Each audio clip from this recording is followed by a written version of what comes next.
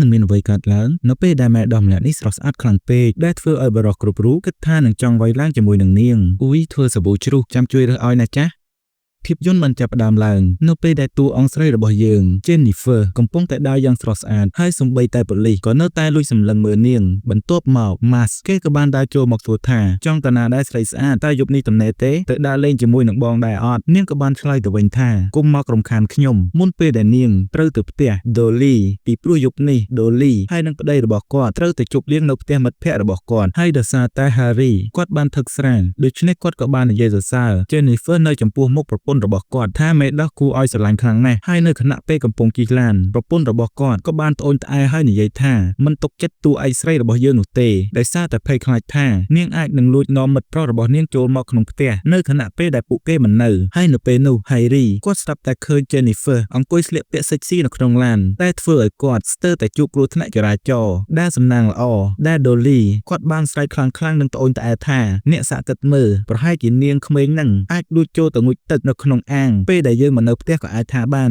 បន្ទាប់មកអ្នកទាំងពីរក៏បានទៅដល់ពិធីជប់លៀងហើយម្ចាស់ផ្ទះ Bill គាត់ក៏បានសរសើរ Dolly ថាថ្ងៃនេះអ្នកពិតជាស្រស់ស្អាតខ្លាំងណាស់បើមិនប្រាប់មិនដឹងទេថាអ្នកមានកូនរួចទៅហើយតើអ្នកមានអាកំបាំងអីជាពិសេសដែរឬអត់បន្ទាប់មក Harry គាត់ក៏បាននិយាយថាអាកំបាំងរបស់នាងគឺញ៉ាំមិនឈប់ដែលធ្វើឲ្យធាត់ដូចអ្នកមានផ្ទៃពោះគ្រប់ពេលហើយប្តីក៏និយាយត្រង់ៗទៀតអញ្ញាហើយហើយចំណែកតួឯកស្រីរបស់យើងវិញនាងក៏បានប្រឡែងលេងជាមួយនឹងក្មេងៗនៅផ្ទះតែសម្រាប់ក្មេងតូចជាមីម្នាក់នេះគេក៏មានការគិតមិនល្អទៅលើម៉ែដាស់ដូចគ្នាហើយកាត់មកខាងម៉ាកវិញចៃដនក៏បានជួបជាមួយនឹង Jack ដែលជាមិត្តប្រុសរបស់ Jennifer នៅភោជនីយដ្ឋានហើយម៉ាកគេក៏បាននិយាយបង្ហាញឲ្យ Jack យល់ថាគេធ្លាប់ជាអតីតសង្សារជាមួយនឹង Jennifer បន្ទាប់មកគេក៏បានសុំទោសដែលនិយាយបែបហ្នឹងនិងស្នើសុំជួយណែនាំរបៀបតាក់ទាញស្រីព្រោះថា Jack គេនៅសិក្សាហើយគ្មានបទពិសោធន៍ញ៉ែស្រីទើបគេចាញ់ល្បិចហើយក៏បានទូរស័ព្ទទៅរក Jennifer តាមគំនិតរបស់ Mark ដើម្បីសុំទៅអង្គុយមើលទូរទស្សន៍ជាមួយនឹងនាងក្រោយពីក្មេងៗគេងលក់ប៉ុន្តែ Jennifer នាងបានបដិសេធដោយសារគិតថាមិនសមរម្យ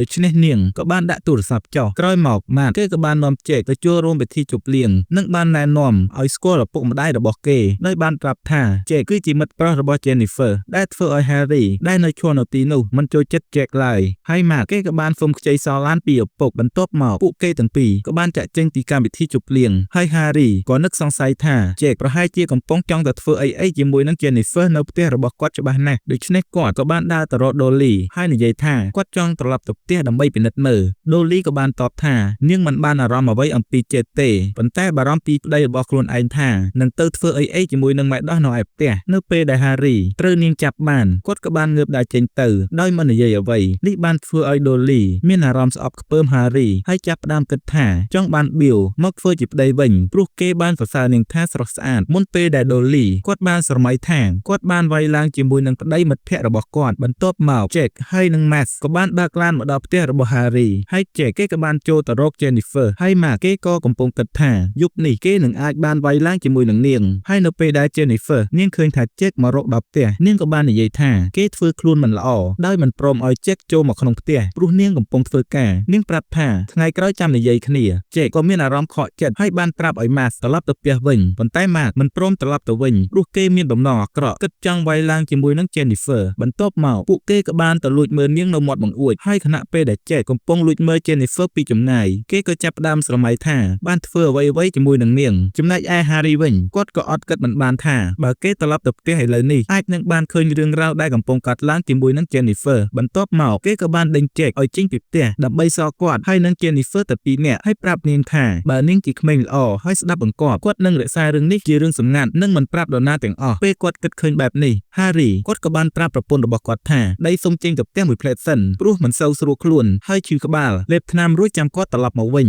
Dolly ក៏បានប្រាប់គាត់ឲ្យទៅរកថ្នាំប៉ារ៉ានៅក្នុងបន្ទប់សិនទៅចំណែក Jennifer បន្ទាប់ពីនាងចាប់ក្មេងៗងូតទឹករួចហើយនាងក៏បានដាក់ឲ្យក្មេងៗចូលគេងបន្ទាប់មកនាងក៏បានចូលមកមើលទូរទស្សន៍និងបានរកអ្វីញ៉ាំបន្តិចបន្តួចនៅពេលយប់ហើយនាងក៏បានធ្វើឲ្យអាហារកពុបលើសម្លៀកបំពាក់ដែលធ្វើឲ្យនាងត្រូវមកផ្លា ផ្លាស់ប្ដូរសម្លៀកបំពាក់ដើម្បីងូតទឹកសម្អាតខ្លួនហើយម៉ាគេក៏បានត្រាប់ជែកថាឯងបានឮសំឡេងទឹកហូរនៅខាងលើដែរឬអត់បន្ទាប់មកពួកគេទាំងពីរនាក់ក៏បានឡើងទៅលើដំបូលផ្ទះដើម្បីលួចមើលហើយជែកគឺគេគិតពីរឿងល្អៗមិនបានពិតមែនគេគិតថាខ្លួនឯងកំពុងបើកទ្វារបន្ទប់ទឹកចូលទៅជួយ Jennifer ដល់ខ្នងខណៈដែល Harry ក៏ចូលទៅក្នុងបន្ទប់ទឹកហើយចាក់ថ្នាំប៉ារ៉ាចោលទាំងអស់ដោយសង្ឃឹមថាពេលខ្លួនត្រឡប់ទៅផ្ទះនឹងឃើញ Jennifer នៅក្នុងអាងហែលទឹកប៉ុន្តែសុបិនរបស់គាត់ក៏ត្រូវបានរលាយដោយសារតែប្រពន្ធរបស់គាត់ចូលមកគោះទ្វារហៅគាត់ហើយ Harry ក៏បាននិយាយអះអាងថាថ្នាំអស់ហើយប្តីសូមត្រឡប់ទៅផ្ទះមួយផ្លេតហើយចាំត្រឡប់មកវិញប៉ុន្តែដោយសារតែគាត់ហូបស្រាច្រើនដូច្នេះគាត់ក៏បានដេកឡានមិនខេះរួចគាត់ក៏បានដេកលក់នៅលើឡានហើយស្រមៃថាបានធ្វើឲ្យសាប៊ូល្អិតចេញពីដៃ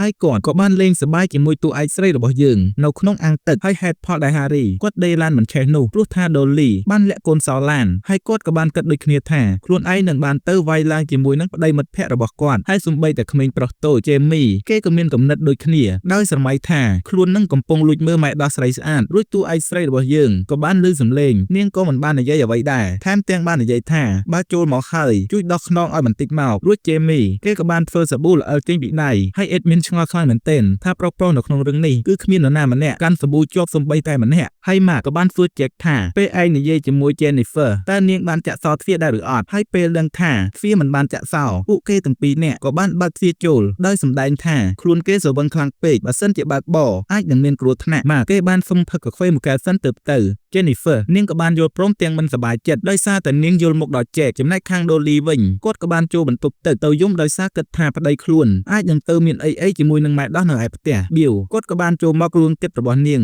ហើយនៅខណៈពេលដែល Bill គាត់កំពុងព្យាយាមលួងចិត្តនាង Dolly ក៏បានសួរថាលោកចូលចិត្តខ្ញុំដែរឬទេហើយយើងអាចលួចមានអីជាមួយនឹងគ្នាបានណាព្រោះថាលោកបានសរសើរខ្ញុំថាស្រស់ស្អាត Bill ប្រាប់ថាខ្ញុំចេះតែសរសើរអ្នកគ្រប់គ្នានៅក្នុងកម្មវិធីថាស្អាតទាំងអស់គ្នានឹងព្រោះថាវាគឺជាសុជីវធម៌នៅពេលដែលលើកបែបនេះ Dolly គាត់ក៏កាន់តែពិបាកចិត្តហើយនិយាយថាពិតមែនហើយព្រោះតែខ្ញុំមិនមែនជាក្មេងស្រីអាយុ16ឆ្នាំណាណោះហើយនៅពេលនោះ Harry គាត់ក៏បានដឹងខ្លួនឡើងវិញហើយបើកទ្វារបន្ទប់ទឹកចូលមកឃើញពួកគេកំពុងតែញ៉ាំពងទាមាន់តែគាត់ក៏មិនខ្វល់ខ្វាយសូម្បីតែបន្តិចថាប្រពន្ធរបស់គាត់កំពុងតែមានអ្នកទី3តែគាត់ខ្វល់ត្រឹមតែកូនសោឡានដើម្បីប្រញាប់ទៅផ្ទះហើយទៅរកម៉ែដោះ Jennifer ហើយនៅពេលដែលគាត់កំពុងបើកឡានគាត់ក៏វិលមកហើយចំណែក Dolly ក៏មានគំនិតថាពេលគាត់ត្រឡប់ទៅផ្ទះគាត់ច្បាស់ជានឹងត្រូវបាញ់អាប្តីតណ្ហាក្រាស់ម្នាក់នឹងចោលជាមិនខានហើយខណៈពេលដែល Jennifer កំពុងដាំទឹកក្តៅដើម្បីឆុងកាហ្វេគេក៏បានចូលទៅអង្គុយក្បែរនាងហើយធ្វើសញ្ញាឲ្យ Mark ចេញទៅរងចាំនៅខាងក្រៅដើម្បីឲ្យខ្លួនមានឱកាសចាប់ផ្ដើមបើកហ្គេមប្រយុទ្ធប៉ុន្តែ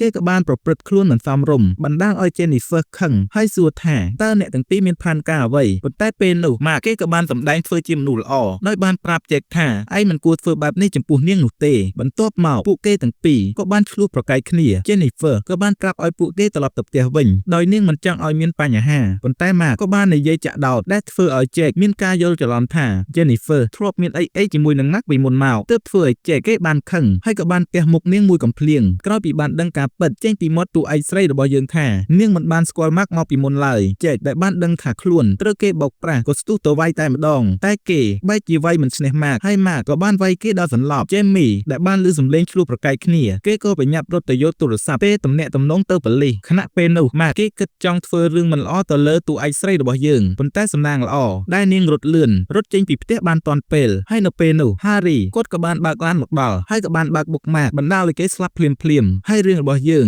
ក៏បានកាត់បញ្ចប់ដល់ត្រង់ចំណុចហ្នឹងទៅដែលនឹងហើយអ្នកទាំងអស់គ្នាសាច់រឿងមួយហ្នឹងគឺមានតែប៉ុណ្្នឹងនឹងឯងហើយបើសិនជាអ្នកទាំងអស់គ្នាចូលចិត្តនៅឃ្លីបវីដេអូមួយនេះសូមកុំភ្លេចចុច like ចុច subscribe ក៏ដូចជាដាក់សញ្ញាកណ្ដឹងឲ្យadminម្នាក់មួយផងជាចុងក្រោយសុខសប្បាយទាំងអស់គ្នាជម្រាបលាបាយបាយ